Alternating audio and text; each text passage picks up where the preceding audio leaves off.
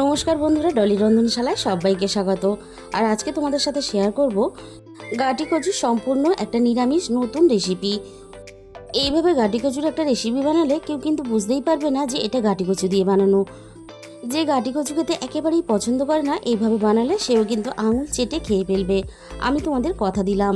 তাহলে আজকে রেসিপিটা শেষ পর্যন্ত দেখার জন্য তোমাদের কাছে আমার অনুরোধ রইল। এই রেসিপিটা বানানোর জন্য আমি এখানে 7টা মাঝারি সাইজের গাটি কচু নিয়েছি।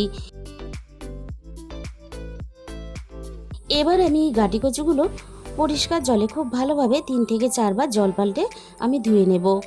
যেহেতু গাটি কচুর গায়ে প্রচুর পরিমাণে কাদা ধুলো থাকে, তাই কিন্তু আমি খুব ভালোভাবে পরিষ্কার জলে এইভাবে ধুয়ে নেব।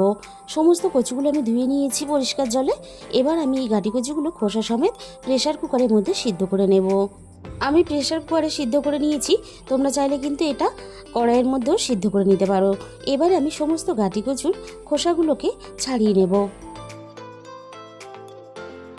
গাটি কচুর খোসাগুলো আমি খুব ভালোভাবে ছাড়িয়ে আমি রেডি করে নিয়েছি। এবারে আমি হাত দিয়ে খুব ভালো করে মেখে নেব। আমি এখানে হাত দিয়ে মাখছি, তোমরা চাইলে কিন্তু চামচের সাহায্যেও মেখে নিতে পারো। অনেক গাটি কচু আছে সিদ্ধ হওয়ার পরেই কিন্তু হালকা একটু শক্ত ভাব থেকে যায়, তাই হাত দিয়ে মাখলে খুব ভালোভাবে মাখা যাবে। গাটি কচুগুলো মেখে নেওয়ার পরে দেখো আমি এখানে ভাজা চীনাবাদাম আমি একটু অল্প করে ভেঙে এখানে দিয়ে দিলাম। আর দিয়ে দিলাম এখানে অল্প একটু কালো জিরে, আর সাথেই দিয়ে দেবো অল্প পরিমাণ হলুদ গুঁড়ো। আর এখানে দিয়ে দিলাম অল্প একটু ঝাল লঙ্কার গুঁড়ো। আর এখানে দিয়ে দেবো অল্প একটু গরম মশলার গুঁড়ো। আর এখানে দিয়ে দিলাম স্বাদ মতো লবণ। আর এখানে দিয়ে দিলাম অল্প একটু ধনেপাতা কুচি। আর আমি সবশেষে এখানে দিয়ে দিলাম ছোট বাটির 1 বাটি পরিমাণ বেসন। আবারও আমি হাত দিয়ে সব কিছু খুব ভালোভাবে মেখে নেব। আর মাখার সময় একটু আঠালো ভাব হলেও বানানোর সময় কিন্তু একেবারেই কোনো রকম অসুবিধা হবে না। খুব সহজেই কিন্তু রেসিপিটা তোমরা বানিয়ে নিতে পারবে। আমি সব কিছু খুব ভালোভাবে হাত দিয়ে মেখে রেডি করে নিলাম। এবারে আমি হাতের মধ্যে দেখো অল্প একটু সর্ষের তেল খুব ভালোভাবে আমি হাতের দুটো তালুর মধ্যে লাগিয়ে নিলাম। অল্প একটু হাতের মধ্যে তেল লাগিয়ে নিলে তাহলে কিন্তু খুব সহজেই দেখো এই রেসিপিটা তোমরা বানিয়ে নিতে পারবে। হাত দিয়ে আমি দেখো এভাবে একটু চ্যাপটা চ্যাপটা করে বড়াগুলোকে সেপ দিয়ে নিলাম। একঘেয়েমি বারবার রেসিপি না বানিয়ে একবার এই রেসিপিটা অবশ্যই তোমরা বাড়িতে ট্রাই করে দেখো, অসম্ভব সুন্দর খেতে লাগে। আমি এখানে সবগুলো ঠিক একইভাবে বানিয়ে রেডি করে নিলাম। আর কতটা সহজে এইভাবে বানানো যায় সেটা তো কিন্তু তোমরা দেখেই বুঝতে পারছো। সবগুলো দেখো একইভাবে আমি চপের আকারে গড়ে নিলাম। এবারে একটা সাইডে আমি রেখে দেব। এবার এই রান্নার জন্য আমি একটা মশলা বানিয়ে নেব। এর জন্য আমি একটা বাটির মধ্যে নিয়ে নিলাম চায়ের বড় চামচের 1 চামচ পরিমাণ পোস্ত। আর এখানে নিয়ে নেব ওই একই চামচের 1 চামচ পরিমাণ হলুদ সর্ষে। এখানে হলুদ সর্ষেটা ব্যবহার করার চেষ্টা করবে, তাহলে রান্নাটা দেখতে ভালো লাগবে। আমি রান্নার ফাঁকে সর্ষে পোস্তটা বেটে রেডি করে নেব। রান্নার জন্য আমি গ্যাসের মধ্যে কড়াই বসিয়ে দিয়েছি। আর কড়াইয়ের মধ্যে আমি প্রয়োজন মতো সর্ষের তেল দিয়ে দিলাম। সর্ষের তেলটাকে খুব ভালোভাবে আমি প্রথমে গরম করে নিলাম। এবার আমি একে একে গাটি কচুর বড়াগুলোকে তেলের মধ্যে দিয়ে দেব। আর বড়াগুলো বানিয়ে রেখে দেওয়ার পরে দেখো কতটা শক্ত হয়ে গেছে। প্রথম দিকে কিন্তু মনে হবে যে কিভাবে বানাবো, পরে কিন্তু দেখো বানানোটা কতটা সোজা তোমরা দেখতেই পাচ্ছ। একটা সাইড বড়াগুলো আমি লালচে করে ভেজে নিয়ে অপর সাইডটাও ঠিক আমি একইভাবে লালচে করে ভেজে নেব। আর এইভাবে ঘুরিয়ে ফিরিয়ে আমি দুটো সাইডই লালচে করে খুব ভালোভাবে ভেজে নেব। সবগুলো বড়া দেখো আমি খুব সুন্দর করে ভেজে নিয়েছি। এবার আমি সমস্ত বড়াগুলো কড়াই থেকে নামিয়ে নেব। আর বড়াগুলো ভাজার পরে কতটা লোভনীয় দেখতে হয়েছে তোমরা সেটা দেখতেই পাচ্ছ। এই বড়াগুলো কিন্তু আর এইভাবে বড়া ভেজে গরম গরম ভাতের সাথেও খেতে ভীষণই ভালো লাগে, বা শুধু মুখেও কিন্তু খেতে ভীষণই ভালো লাগে। আর বাকি বড়াগুলো আমি একইভাবে তেলের মধ্যে দিয়ে সুন্দর করে আমি উল্টে পাল্টে ভেজে রেডি করে নেব।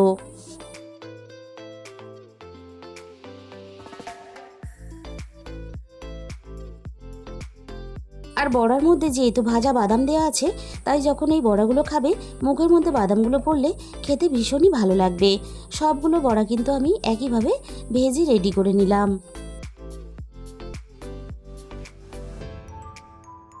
আর এইভাবে গরম গরম বড়া ভেজে তোমরা কিন্তু বিকেলে চায়ের সাথেও খেতে পারো। এবার আমি ওই একই তেলের মধ্যে আরও একটু প্রয়োজন মতো সর্ষের তেল দিয়ে দিলাম। তেলটা খুব ভালোভাবে গরম হয়ে যাওয়ার পরে ফোড়নে আমি এখানে দিয়ে দিলাম অল্প একটু কালো জিরে। এবার আমি এখানে একটা ছোট সাইজের টমেটো কুচি দিয়ে দিলাম। টমেটো কুচির সাথে আমি রান্নায় স্বাদ মতো লবণটাও দিয়ে দিলাম। এবার আমি টমেটো কুচিগুলো নাড়াচাড়া করে একটু নরম করে নেব। টমেটো কুচিগুলো বেশ অনেকটাই নরম হয়ে এসেছে। এবার আমি একে একে মশলাগুলো দিতে থাকবো। দিয়ে দিলাম আমি এখানে হাফ চামচের একটু কম হলুদ গুঁড়ো, আর দিয়ে দিলাম আমি এখানে হাফ চামচের একটু কম ঝাল লঙ্কার গুঁড়ো। ঝালের পরিমাণটা অবশ্যই তোমরা নিজেদের মতো করে ব্যবহার করবে। আর দিয়ে দিলাম আমি এখানে হাফ চামচ পরিমাণ ধনে গুঁড়ো, আর দিয়ে দেবো এখানে হাফ চামচ পরিমাণ জিরে গুঁড়ো, আর সাথে আমি স্বাদের ব্যালেন্সের জন্য অল্প একটু চিনি দিয়ে দিলাম। এবার আমি সমস্ত মশলা খুব ভালোভাবে একসাথে নাড়াচাড়া করে কষিয়ে নেব, যতক্ষণ না মশলা থেকে সুন্দরভাবে তেল ছেড়ে আসে। মশলাটা একটু নাড়াচাড়া করে কষিয়ে নিয়ে মশলাটা যাতে পুড়ে না যায় তার জন্য আমি এখানে সামান্য পরিমাণ জল দিয়ে দিলাম। আবারও আমি মশলাটা 3 থেকে 4 মিনিটের মতো একটু কষিয়ে নেব। মশলা থেকে সুন্দরভাবে তেল ছাড়তে শুরু করে দিয়েছে। এবারে আমি মশলার মধ্যে মাঝারি সাইজের বাটির 1 বাটি পরিমাণ এখানে জল দিয়ে দিলাম। জলের সাথে সমস্ত মশলা খুব ভালোভাবে নাড়াচাড়া করে মিশিয়ে দিয়ে এবারে আমি ঝোলটা ফুটে ওঠার জন্য অপেক্ষা করব। ঝোলটা এখানে 2 থেকে 3 মিনিটের মতন এইভাবে হাই ফ্লেমে ফুটিয়ে খুব ভালোভাবে রেডি করে নিতে হবে। এবারে আমি গ্যাসের আঁচটা একেবারে কমিয়ে দিয়ে আমি এখানে ভেজে রাখা গাঁটি কচুর বড়াগুলো একে একে ঝোলের মধ্যে দিয়ে দেব।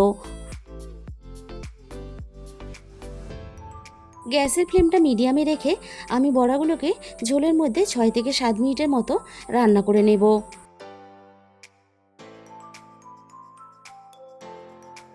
এবার আমি তোমাদের খুব কাছে থেকে দেখিয়ে দেব। দেখো বড়াগুলো ঝোলে ফোটার সাথে সাথে কতটা ফুলে বড় হয়ে গেছে আর কতটা লোভনীয় দেখতে হয়েছে, তোমরা সেটা কিন্তু দেখতেই পাচ্ছ।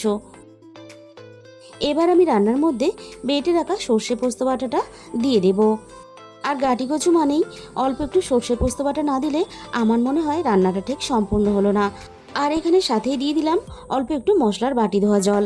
এবারে আমি খুব ভালোভাবে হালকা হাতে নাড়াচাড়া করে সর্ষে পোস্ত বাটাটা মিশিয়ে দেব। সর্ষে পোস্ত বাটাটা দেওয়ার পরে মিনিট 2 মতো আমি রান্না করে নেব।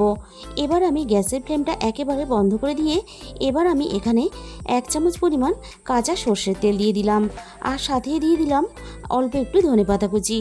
তাহলে বন্ধুরা আজকের এই রেসিপিটা ভালো লাগলে প্লিজ একটা ভিডিওতে লাইক করে দিও, আর প্রচুর প্রচুর নিজেদের বন্ধুদের মধ্যে শেয়ার করে দিও। আর যে সমস্ত নতুন বন্ধুরা এখনও পর্যন্ত আমার চ্যানেলটাকে সাবস্ক্রাইব করোনি, এরকম নতুন নতুন অনেক রেসিপি পেতে অবশ্যই আমার চ্যানেলটাকে সাবস্ক্রাইব করে পাশে থাকা বেল আইকনটা অল করে দিও। তাহলে আমি যখনই কোনো নতুন রেসিপি আপলোড করব সবার আগে তোমার কাছে পৌঁছে যাবে। আর তোমাদের মূল্যবান সময় দিয়ে রেসিপিটা শেষ পর্যন্ত দেখার জন্য তোমাদের সবাইকে অসংখ্য ধন্যবাদ।